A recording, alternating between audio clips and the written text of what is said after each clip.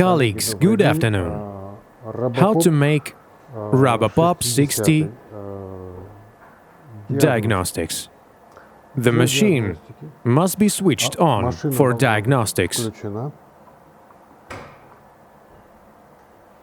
Once the processor is running, you will need to enter the settings menu. The password to enter is 4 threes.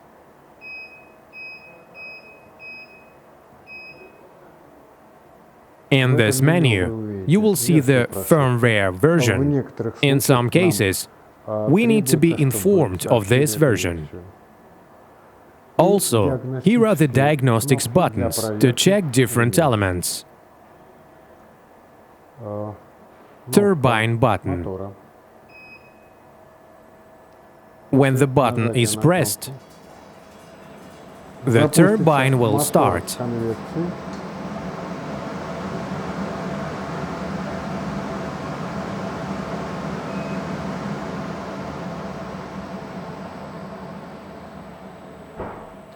It normally starts at 40 Hz, which can be increased to 60 Hz for testing.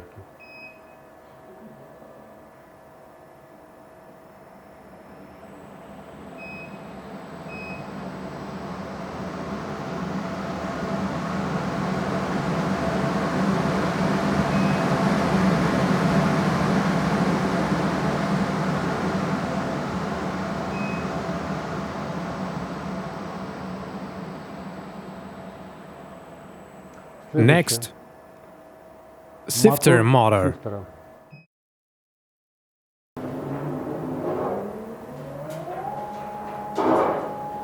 A left feeder motor.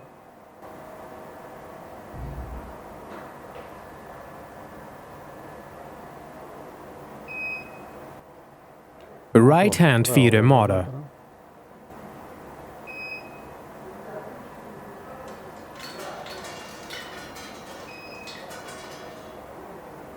Salt feeder motor. You can add salt as a percentage. The auger speed increases.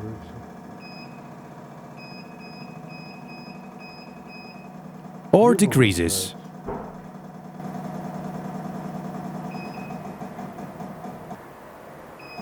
Here, we hear unusual noises heard during the operation. The auger doesn't rotate. The motor is driven. The clutch is probably broken. The coupling must be disassembled and replaced. Salt feed fan running.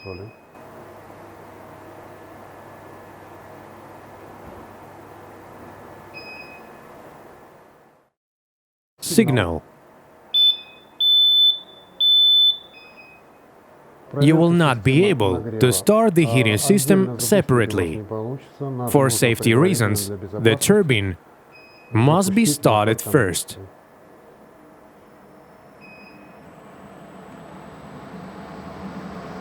The heating system test is switched on.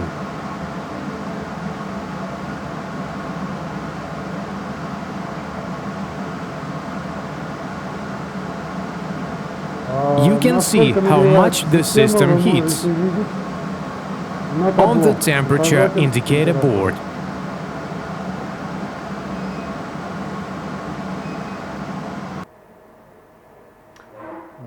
Testing the heating system. Please note, starting up separately with the turbine will not work. To start the heating system test, the turbine must start first.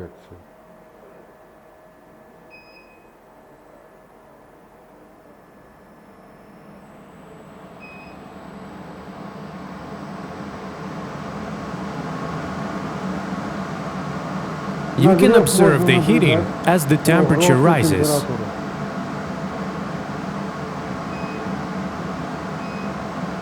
The test procedure is explained with details in the brochure you can download from Robolabs USA.com.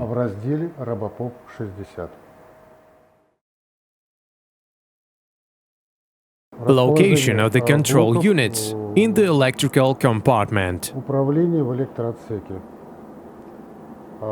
From the left-hand side, control panel, touchpad,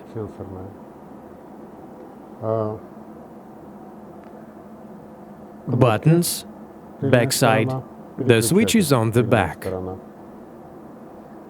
the controllers themselves. The right side is the controller itself. The second unit behind, it is the expansion unit. The third block is a temperature sensor block. If replacement is required, it must be changed entirely. Please note, when ordering replacement parts, you must send a photo of the serial number plate, firmware, and general description of the problem.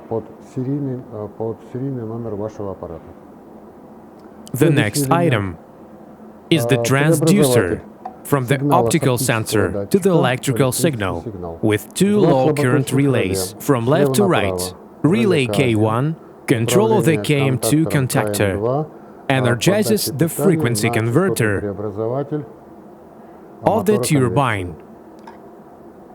Relay K2 switches on the salt feed blower fan motor. The next element is a 24-volt power supply. The beeper in the schematic is called a booster signal. 3 motor control drivers, left to right. Butterfly popcorn feeder motor control driver. Mushroom popcorn feeder motor control driver. Salt dispenser motor control driver. In general, these are the same elements. You can use one instead of the other, if you will need to check. Back of the emergency stop button, usually used when the chamber is clogged. Overfill sensor for the popcorn carts. Grain level sensors in both hoppers. Bottom electrical compartment, left to right. Frequency converter controlling the turbine. Sifter Motor driver. Oil pump motors driver. Automatic heater power supply. Automatic power supply for electronics. KM2 contactor. Power supply to turbine frequency converter.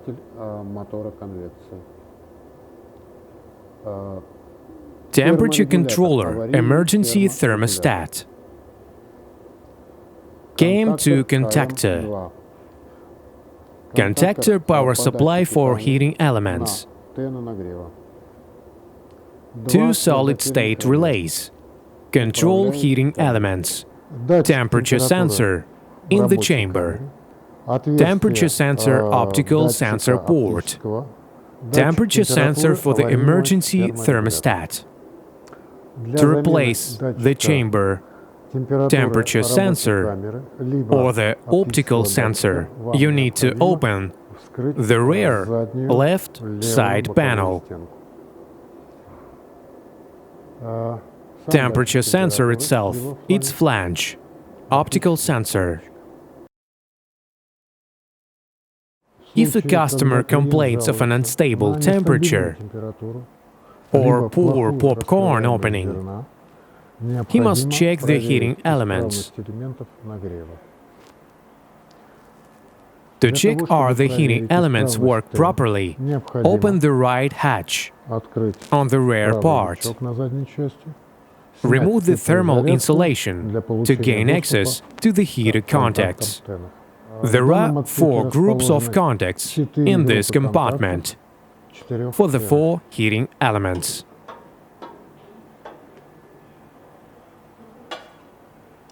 At the very beginning, you need to check the breakdown in the circuit. The first group and the second group.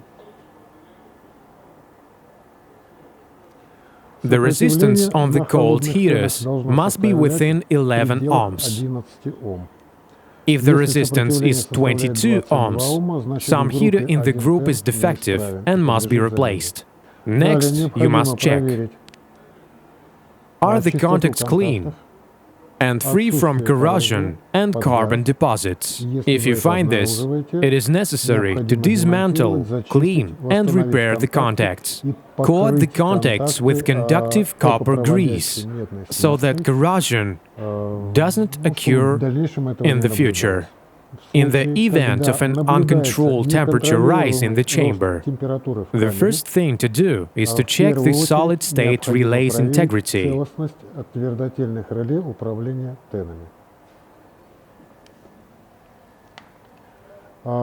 Each relay controls its group of heating elements. Once the machine is disconnected from the power supply, use a tester to check the relay's power contacts for the breakdown in the circuit.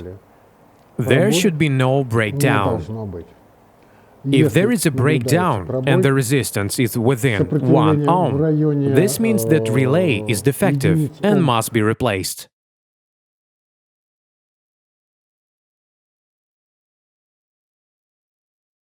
If a customer complains that one of the dosing units, example, the sole dosing unit or the butterfly dosing unit, doesn't work, go to testing mode, pin 4 threes. Check each dosing unit one after another. If one of the motors doesn't rotate, you must determine what is causing the rotation lag. There are drivers for the left and right corn auger feeder and the sole driver. All 3 drivers are the same. You can check if the drivers and motors are working properly by simply reconnecting the plugs from one driver to another one. If there is no rotation of the sifter, you need to remove the sifter and dismount the right metal guard. Important, remove the overfill sensor first. Remove the sifter. After it, you need to check that the coupling, which connects the motor shaft to the control sifter drive roller, is securely fastened. There must be no backlash, loose screws or broken axle ends. After checking that the motor connection components are in good condition, check that the motor itself and the drive. You can check it by swapping the driver from the oil pump.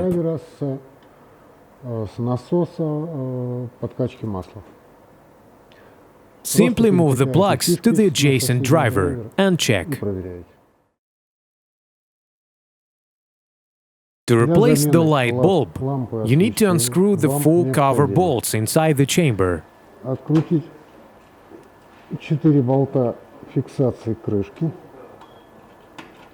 Once the cover has been removed, there is direct access to the bulb. Attention, wear cotton gloves when replacing the bulb. It's not permissible to install the lamp with bare hands, because in this case, the bolt will fail very quickly. Turbine or chamber convection motor. Please note, the convection motor and impeller have to be replaced at the same time, as they are dynamically balanced. Separate replacement will lead to the impeller's imbalance and consequent destruction. The impeller failure outward manifestation is a noise appearance in the chamber.